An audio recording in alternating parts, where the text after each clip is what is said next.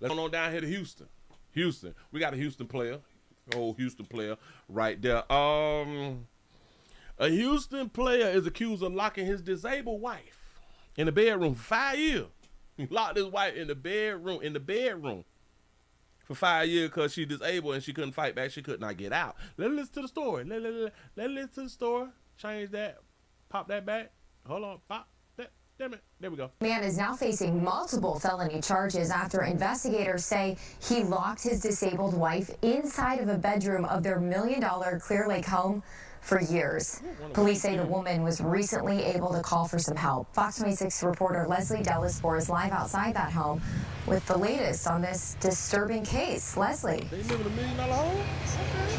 Yeah, that's right, Caroline. So neighbors I spoke to today tell me that they're shocked. They say that this home behind me here has always looked as it does right now with the blinds closed. So they had absolutely no idea of what was going on inside. A horror story was happening inside this $1 million home on Crown Ridge Court in Clear Lake, right next to the Bay Oaks Country Club golf course. Houston police say officers responded to the home around 7 a.m. March 6th after 46-year-old Ruby Rivera Johnson called for help. Investigators say the woman told police her husband, 46-year-old James Earl Johnson, had been locking her inside a bedroom against her will for years. She also told police she was not properly fed, sometimes given just 1 egg a day and dinner. Court records say the woman, who has disabilities, was confined to a bedroom for 5 years without phone access, proper nutrition, or medical care. Documents say she was finally able to call 911 after Johnson left a phone on the nightstand, but investigators say he later carried her back to bed after hanging up the call.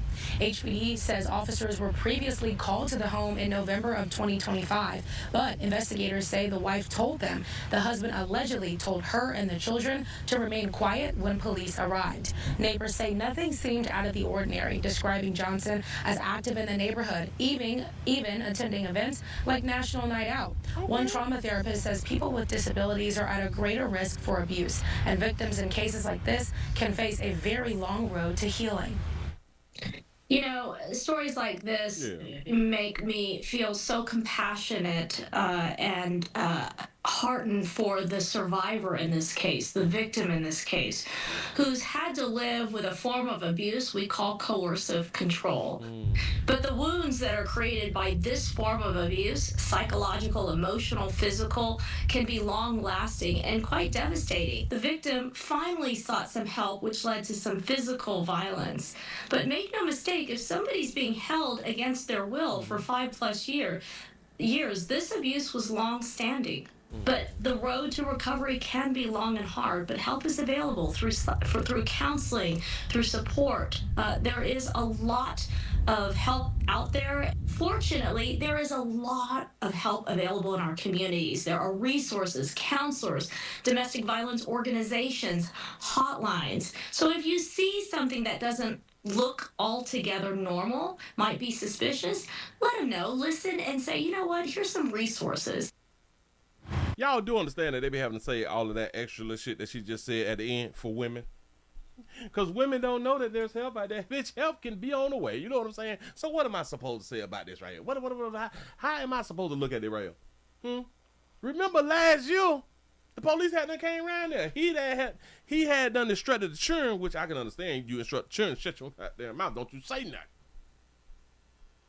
But he instructed this grown bitch, this disabled bitch, don't you tell the police that I done had you, because of last year it would have been like 4.5 years that you've been locked up. Don't you tell the police that I done had you held hostage in a room for 4.5 years. Don't you say nothing, or I'm gonna beat you up. This bitch didn't say nothing. I'm supposed to feel some type of way. Oh my God, he's the problem. No, she's the problem. Sick of y'all with this little fly shit. Hell no. How you gonna hold a bitch for 4.5? How you gonna hold a bitch for 4.5 and then she had the opportunity and don't take it? You mean to tell me, and she also had children. She had children that you couldn't get. One of the children, can you go get your phone? What, the children ain't got phones? Wait, the children go to school. Oh, and if the children was old enough for him to say, don't say nothing to the police, they was old enough to communicate with the mama and say, well, mama, Why you don't never come out of the damn room? Or when you go to school. Damn it, do y'all understand that she could have relayed the message to the children? When y'all go to school, tell your teacher to call me or tell your teacher to send somebody around here. I wish I knew what was her disability. But think about this right here. Watch it. The way that she got found, he left the phone on like the nightstand or something like that right there. She got the phone to make the phone call. So there's a few things that we know right here. She can talk. She can grab stuff. She can push 911. She can save herself. That's the one thing that we do know for sure, that she can save herself. She probably couldn't walk, probably couldn't crawl, probably couldn't sit up. But she had the ability to grab a phone. And out of 5 years, he finally slipped. He done been to singles night out or country night out. I forgot what they had to say. He in the streets hanging out in the $1 million home. After Johnson left a phone on the nightstand, but investigators say he later carried her back to bed after hanging up the call. Now watch this. He took her back to bed. After hanging up the call. They didn't say that he physically abused her after seeing that there was a phone call open on the phone. He didn't whoop her. Although she called somebody, they got his ass locked up right now.